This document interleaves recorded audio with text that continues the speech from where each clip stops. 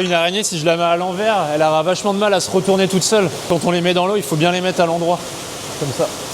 Ça fait un petit plat. Les araignées, elles ont un cerveau. Les coquillages, ils n'ont pas de cerveau, ils n'ont pas de système nerveux. Donc les coquillages, ça souffre pas. Même si c'est vivant, ça n'a pas de cerveau et pas de système nerveux. Les crustacés, je crois que c'est un cerveau et c'est un système nerveux. Ouais. Dans les bassins, on va essayer de reproduire exactement ce qui se passe dans le milieu naturel, avec une eau purifiée, avec la même température. Les araignées, c'est pêché dans le fond de la mer, un petit peu au large des côtes. Et dans le fond de la mer, l'eau, elle est tout le temps fraîche. Donc nous, on va essayer de reproduire la même chose. Et là, vous voyez, la qualité de l'eau, elle est translucide, l'eau.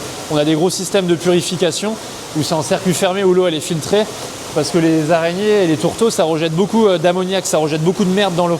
Pendant des années, j'ai galéré avec des boîtes en France qui étaient incapables de me faire ce que je voulais.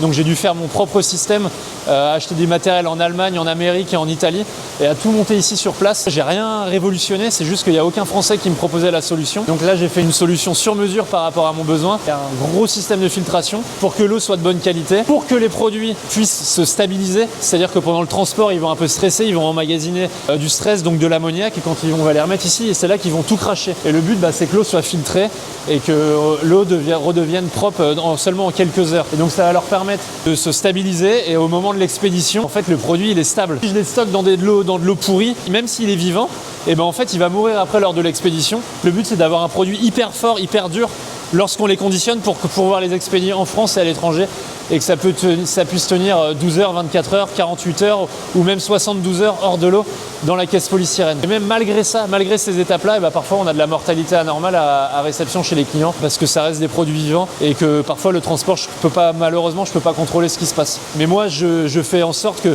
quand le produit sorte de chez moi, il soit nickel, le produit, hyper dur.